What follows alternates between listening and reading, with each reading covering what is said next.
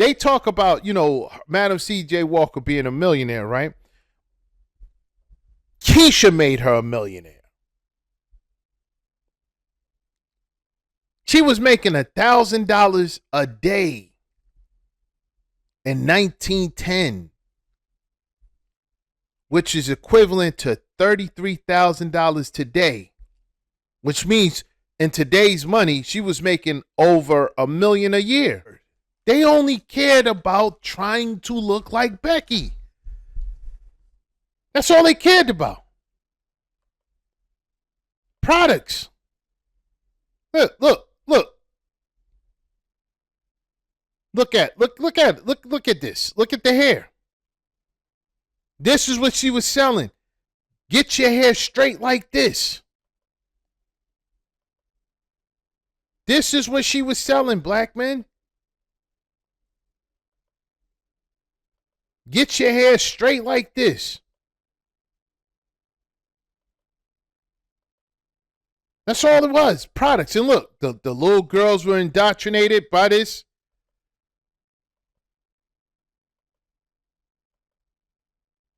Look, this photo, photo with the photos where her and the automobile was going around. And this right here. You see what it says? Before using. This is what it is. This is what it is. Look, before using. After using. Before, after. This is what they were selling. They were selling the image of you too can be a Becky. They try to throw that on black men. They try to throw that on black men. I did a story on Madam C.J. Walker a while ago, and you had Keisha's and some simps talking about Madam C.J. Walker was not trying to be a Becky. Really? Who was she trying to be? Here you go, right here. This is one of her products, skin brightener. It was also face powder. They had powder that they would put on their face to basically brighten up their features. That's what they were trying to do. It was white powder. They had soap. They had hair coloring, glycine. These products were selling like hotcakes. They interviewed a black man, right? The video's is on YouTube. They interviewed the black man from back then, right? When he was around. He said that she would visit black communities and sell her products, and black women would buy it, and it would sell like leaves falling off a tree, meaning that's how fast they were going. You know what product wouldn't sell? You know what product didn't sell that she was selling also?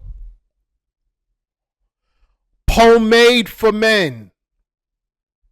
You know what it had on the because they were sold in cans. You know what they had on the can?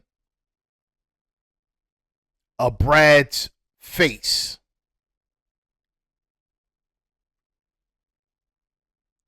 And it did not sell. You know why it did not sell? Because black men were calling her out. Yes. They called her a hypocrite for imposing Caucasian standards of beauty on Keisha. Yes. They were calling her out. They would go around to these communities of black people and they would go sell this pomade, right? But you know what she would tell them that they were not permitted to do? They couldn't call the product straightener. They could not call the product straightener because she was getting criticized by black men. So what she tried to do was try to hide the fact that that's exactly what it was. To straighten their hair, to look like Becky's. So that was her way of doing damage control, right? And for the most part, with black men coming out saying, "Hey, this is not good," the women that were supposed to be under their leadership didn't listen to them. They went and worked for her. And you know what she said? She said that she was going to these black communities to get women to get from under the leadership of black men.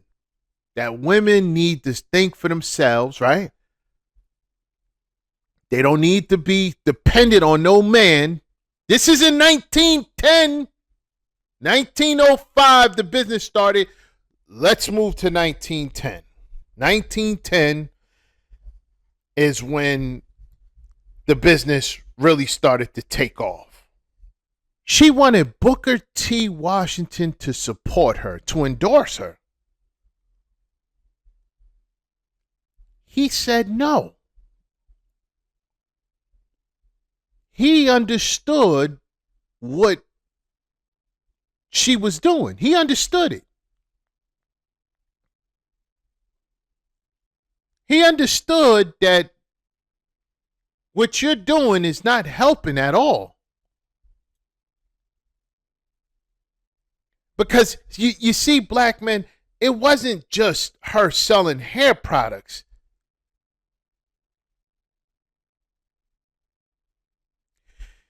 It was her selling products that Keisha thought would magically turn them into a Becky to make them more desirable for Brad. Remember, I told you that Keisha don't wear weave for you, black men. They don't. I've told you this countless times. They don't wear weave for you. You've told them for decades you don't like the weave.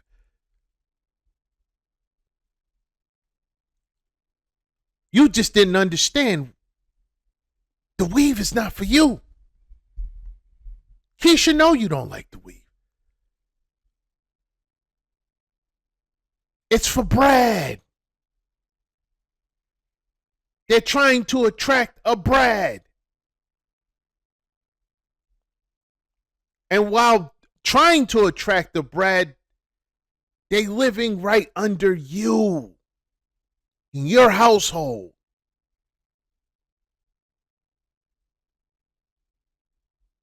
You're protecting Brad worshipers. 1910. Do you understand? Less than 50 years. Less than 50 years out of bondage.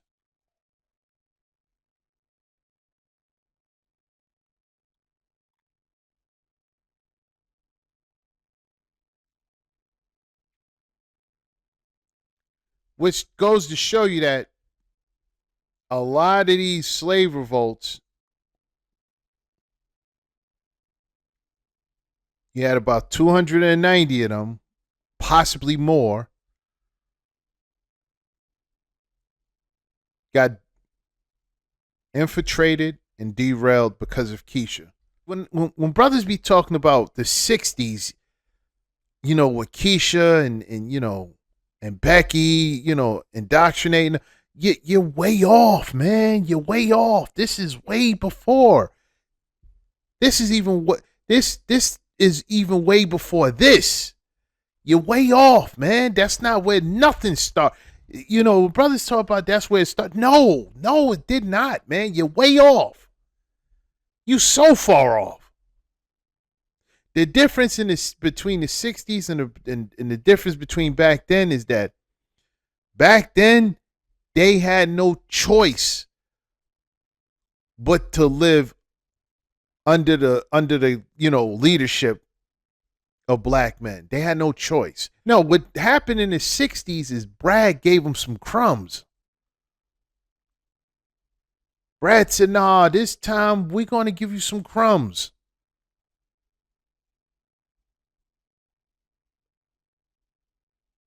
We're going to give you the slums. We're going to put you in the slums over here and see how well you do. Oh, and on top of that, we're going to give you some help. We're going to give you some food stamps, some vouchers for clothes. We're going to give you housing. That's the difference. They didn't do that back then. That's the only difference. The mentality has always been there. The difference was the provisions.